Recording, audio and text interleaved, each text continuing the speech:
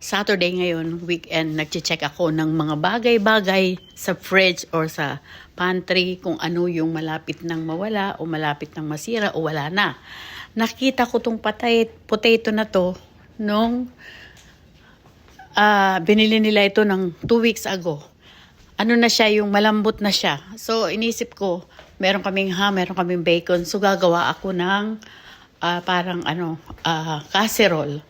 Yun na nga, potato casserole. So, ang hirap balatan. Parang kasing hirap ng pag-ibig, charot. Ang hirap balatan kasi ang liliit niyan. Supposedly, English yun. Gagamitin yan pagka, halimbawa may ulam kang steak, nasa side yan. Gagawin ko dapat dati yan na parang potato garlic. Ibibake mo lang tapos timplahan mo siya ng garlic powder, salt and pepper. Tapos lagyan mo ng butter or oil. Tapos i-toast mo sa oven, ganyan. So binalatan ko na nga siya, pagkatapos binoil ko siya. Pagka-boil, counting pork boil lang, wag masyadong over. So, tinosted ko naman dun sa kabilang kawali. Nag-toast na rin ako ng bacon. Tapos, may hiniwa na rin akong sibuyas na gagamitin natin sa ating potato casserole. So, ako lang mag-isa sa bahay. Kasi ang dating ng mga people ay mamaya pang hapunan ito. So, ang dating ng mga people, mamaya pa kasi nasa labas sila lahat dahil inililibang yung mga apo ko. Ganito ang senior. Pero ako'y tapos na ako maglakad. Hindi pwedeng hindi ako naglalakad araw-araw. Naglalakad talaga ako ng 10,000 steps or 13,000, 14, ganon. Para sa aking kalusugan at ayokong masira ang katawan ko. Sirang-sira na wala nang isisira.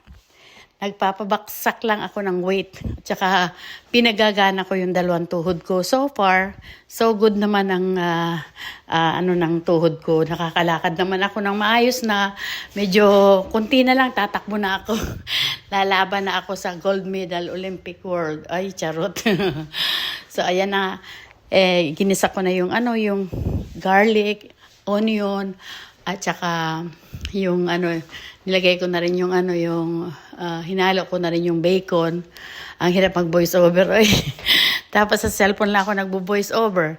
Tapos may naka-black pa na itimid ito. Kaya hindi ko na nakikita yung bino-voice over ko ba. Ang hirap. Kasi ang hirap talaga mag-voice over. Hindi ko na makita kung anong ginagawa ko. Matagal na kasi tong video na to. So ayan na nga. Tatanggalin ko yan. Ilalagay ko sa isang plato. Tapos, magigisa naman gagawa ako ng white sauce. Naman ang gagawin ko para sa gagamitin nga. Kasi nga, magbe-bake nga ako ng bake casserole. So, ayun. Sandali lang, parang may tao. Ay, wala naman. So, ayan. May nakalimutan ako habang nakasalang yung yung aking sauce. Takbo ako sa garahe. Kasi kukunin ko yung milk doon kasi yung ibang stock ng milk nasa garahe talaga, hindi nilalagay lahat dito sa fridge namin sa taas. Sa garahe talaga kasi punong-puno na siya. So ayan, takbo, miyar na. So nilagyan ko na nga ng harina. Tapos lalagyan ko yan ng milk. Kasi at saka kaunting tubig para maging white sauce yan. White sauce ang gagamitin ko. Hinga muna, hinga. Maghinga, oy. Hiningal ako sa aking voice over. So ayan, nakikita niyo nilagyan ko na ng white na milk. White naman talaga ang milk. Ano ka bang babae ka?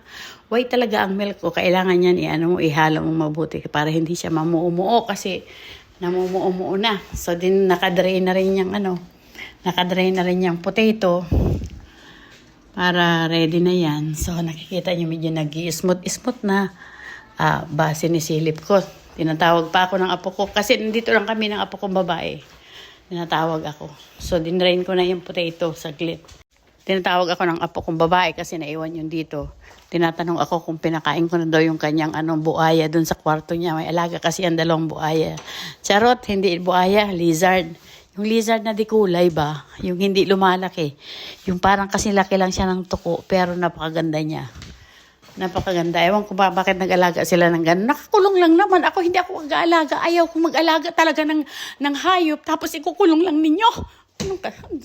Ayaw ko talaga kahit sa aso. Ayaw kong nakakulong mag-aalaga ka. Tapos ikukulong mo. Parang hindi mo rin siya inaalagaan. Oh, ayan. Nilalagay ko na sa tray.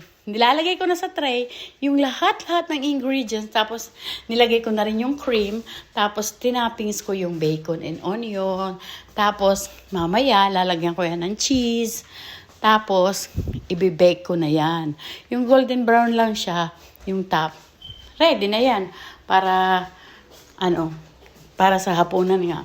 Pero hindi ko muna yan ibibake. Ibibake ko yan pag malapit ng kumain kasi maliwanag pa. Sa nakikita niyo, maliwanag pa talaga. Ibibake ko yan pag malapit ng kumain para ready na. Siyempre, ipopost muna yung video bago itapusin ang pag-overlay. Ang hirap mag-overlay ng napakahaba. Diyos ko Lord. Alam niyo ba guys, summer na ngayon dito. Hindi na ako lumalabas. Summer na. Mainit na talaga sa labas para kang mapapaso. Ang init. Dahil ako'y lagi dito sa loob kasi sa loob naman, ang lamig naman. Ang ginagawa ko, may manugang ko naman, pag nakabukas ang aircon, pero nakabukas din ang mga bintana, hindi ba aksong-aksaya? Parang hindi nanghihinayang sa lamig. Pero ako gusto ko yan, nakabukas ang aircon, nakabukas din ang bintana para mabawasan ng lamig. Kasi grabe, oy, sa loob ng naka-jacket pa ako, naka-medyas pa ako. Kasi nilalamig nga ako. Natawanan ako ng anak ko. Sabi niya, baka hindi na daw normal ang dugo ko, baka wala na raw na dumadaloy na dugo sa aking mga kaugatan. Ay talagang pag matanda ka na, lamigin ka na. Matanda na ako, kaya nga tinanong ko yung doktor ko. Sabi ko, bakit ang daming ugat na lumalabas sa mga balat ko? Kasi daw, sabi niya, kasi matanda na tayo. So ito na, nakita ko na gano'n na siya. Tinanggal ko na pala sa oven. Ayan, the moment of truth. And I love it. Ang sarap-sarap ng pagkagawa ko niyan talaga. Kailangan ko kasing i-voice over kasi nga may music yung background ko habang nagluluto ako, naka-music ako kasi iniisip ko nga, lalagyan ko na lang pag in-upload ko sa Reels, ilalagyan ko na lang ng music yung iba. Tapos yung dito naman sa YouTube, ino-overlay ko. Kaya lang nakakaano nga mag-overlay. So ayan na yan, hiniwa ko na yan. Ay, ang apo kong babae, gusto niya yan.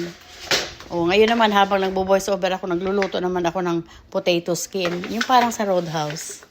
Ayan. So, ayan lang guys. Thank you for watching. Hope you like this video. Maraming salamat. Panoorin nyo naman ang kahit na konti lang naman pag nanood kayo. Kasi ang tagal ko na dito sa YouTube. Ang tagal ko na, hindi pa ako sumisikat. Ang hirap sumikat. Ano bang gagawin natin? Nasa bahay lang tayo, senior tayo. Alangan namang gala-gala ako. Wala naman ibang gagalaan. Dito lang sa bandang labas-labas lang. Pag gumala ako, naglalakad lang ako.